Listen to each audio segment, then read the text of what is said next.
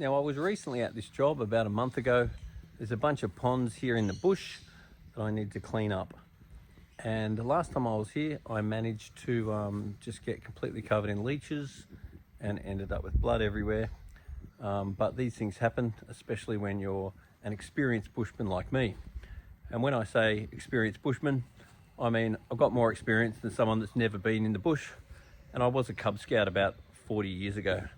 So I think that well and truly qualifies me to find my way around this bush environment / big backyard and be aware of all the dangers of the Australian bush, namely the drop bear. Okay, so this pond, fish are looking very good. I'm very happy with the fish. There's lots of little fellas running around here. There's rosy barbs, there's goldfish, there's looks like mountain clouds, potentially zebra danios, but you know, I can definitely see rosy barbs. So the water clarity is great compared to last time. I can actually see the bottom of the pond, so water clarity has improved a lot. Fish look excellent. Now, the only thing that I am worried about, so see the way the surface tension is very, very high. I'm going to get much better results by redirecting the pumps. So last time I had the pumps set up so they would agitate the surface, but in that time, whatever's happened, the pumps are no longer blowing to agitate the surface. But it could also mean that the pumps are clogged up, because I did a very big clean on this one last time. And so therefore it's possible that since I've done the big clean, the filters have clogged. Because whenever you do a big clean, it's really important that you keep the filters clean, because they will often clog up with how... Whoa, wow, I mean, look how many... Hell, so many rosy barbs in here. I can't really see them. There's a massive patch of rosy barbs that anyway just got my attention.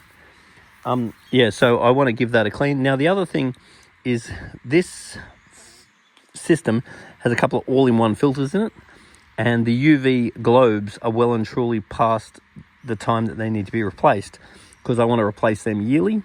So what I'm going to do now is just replace those UV globes, because that'll be one of the ways of getting even better water clarity. I'm going to scoop all the crap off the top. I'm going to siphon a lot of the stuff out of the bottom. I'm going to clean the filter and replace the UVs. And then I think this pond, I can call that pretty well done. I'm very happy with the progress of this pond. And I think after another bit of a clean up today, I'm going to say that this pond's in very good condition. The next thing I will do actually is test the water as well, because I've got some coral pieces too that I might look at putting in the bottom, and that might help us keep our KH up depending on what levels it is. This beautiful bush. Here, whipbirds, kookaburras, absolutely fabulous and beautiful. It's a very hot day today here in Sydney. Well, this is south of Sydney, but anyway. Well, I found the problem because I cleaned out the filter last month. This one has absolutely clogged up again. The impeller in this pump had all clogged up, so that's all cleaned up and fixed now. And that one has got putridly dirty. So once again, when you do something major with your pond, it's really important that you clean out your pre-filters, otherwise they end up clogging up and suddenly you don't have the water flow that you think you do. See what I did? I just lifted that off by undoing the clips. Then I just unscrewed that one and that one. That allows this to come out. I then undid that union. Then that allows this to come apart. I then turned it and I flicked open the lock, which is on the side of it. I can now pull out the UV globe. And now when replacing the UV globe, I want to make sure I use a Phillips globe, because the Phillips globes are the best and they last the longest. So the Phillips globes I think last 12 to 18 months, whereas your Chinese ones are more like 6 to 12 months. So we want to replace that globe on a semi-regular basis. The other thing I'm going to do is pull out this quartz sleeve, which is inside here, and give that a bit of a clean. Then I'm going to put it all back together again. I'll clean up the sponge. I've already cleaned up the biological media. I'll put it all back together, then I'll get it back in the pond. Now, this pond is in much better condition than last month when I was here. So this should last for a while. But once again, over time, all your pre-filters are going to clog up. Now, I am going to put in some sludge remover. And the sludge remover helps to break down all this sludge and keep your filters running better for longer. Yep, last time I was here, I got the shit bitten out of me by leeches. Now this fella, he ain't gonna get a chance to bite me, is he? Die, leech. That do it? Oh, they're tough little bastards, aren't they? Let him go, he's just been trod on twice. He's invincible, isn't he? Alright. Die by screwdriver. Die. Bloody leech. Now bite me, hey? Okay, give it a go, buddy. One down. Doing my best for society. One leech at a time. So as you just saw, us bushmen, we need to be prepared for any sort of life-threatening situation that could occur at any time, such as that leech that you just saw me very bravely kill with a screwdriver. So all sorts of things happen in the Australian bush. For example, what if I get stranded here and I might need to call on my Cub Scout skills? I could make a fire absolutely anywhere as long as I had adequate amount of kindling, which in this area I certainly assume I would, and some fire starters and matches, maybe even some petrol, and then I could use my skills to start a fire and keep myself warm absolutely anywhere. Even in a hot summer day when I'd rather just have a cold drink, to be honest. I know how to do that one. Pump's a bit of a clean out. Now it comes to cleaning the sponge.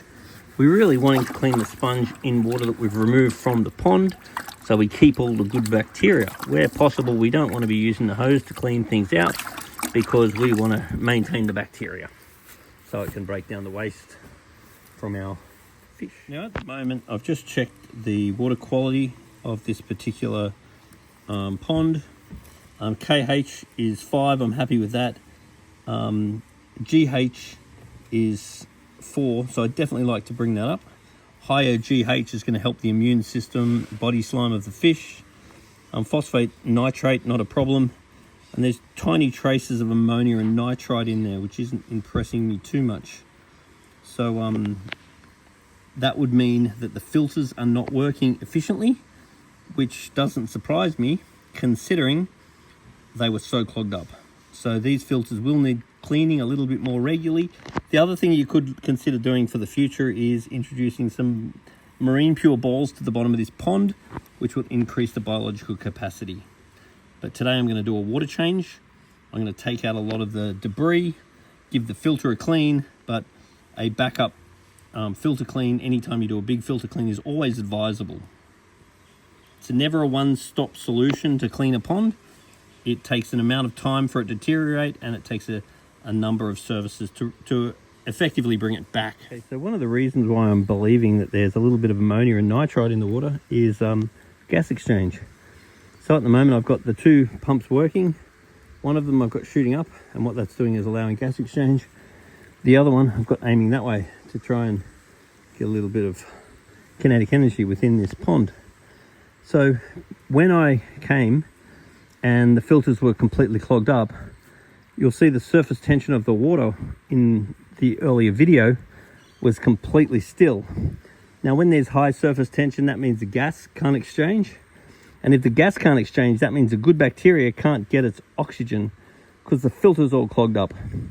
So we need oxygen in the water for the filter to be able to oxidize, because the bacteria that grows in the filter is supposed to break the waste from the fish down.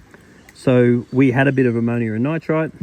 Now that we've got good surface agitation, now that I've cleaned the filter out again, I'm going to suggest that the ammonia and nitrite will go away. Now, as well as scooping all the leaves off the surface, the next thing I'm going to do is go and give the bottom a bit of a siphon.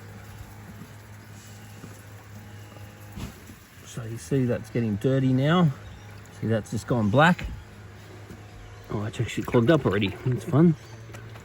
So So I'll have to unclog that because there's a lot of crap in here. And I'll siphon out a lot of the crap off the bottom. So now I'm refilling this pond. I'm trying to make sure this surface agitation stays very well. I've put a few calcium carbonate rocks on top of the filter just to keep the filter sunk, because it did seem to roll around a bit and did end up not agitating the surface. So then the next thing I'm going to do is every 5 centimeters I'm going to add some water agent to the water to take the chlorine and stuff out. Then I'm going to add some sludge destroyer, because that's going to help break down all of that heavy waste that's going to clog up the filter. Then I'll just chuck an algae block in as well, just to help kill off the algae. And that, with a brand new UV sterilizer globe, means that the water should clear up quite nicely.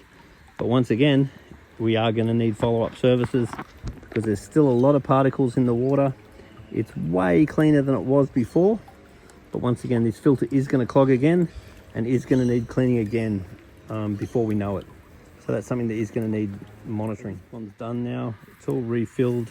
I've added the water ager. I've added a little bit of aquarium salt. GH salt is one of the best ways of helping the immune system of the fish. These fish are all looking very good. We have very good surface agitation. I'm hoping the ammonia and nitrite should disappear now that we have good surface agitation. And this pond should pretty much be out of trouble. But I will just say that the filters in here are very likely to clog again quite quickly, just due to the amount of sediment in the water.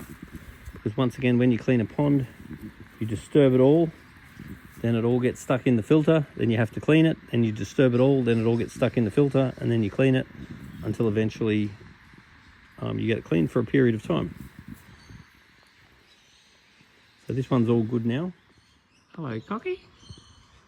Don't eat that timber, buddy. Beautiful birds, but they love to eat your timber. So this is the joy of working outside. When I came here, it was boiling hot, and now it started drenching down rain. Almost looks like it's going to hail. So the fish here are very happy. So wish me luck. At least this time I didn't get bitten by any leeches. Got another leech on me. And what I hate about leeches is when you can't find them. As you little cunt.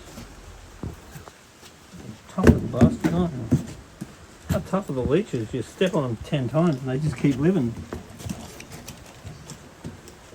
Salt? Yeah, salt's the go. You got to tip salt on them. They hate salt. I don't think that guy likes being squashed. Serves you right, mate. Wasn't all bloody, so he obviously didn't get me very well.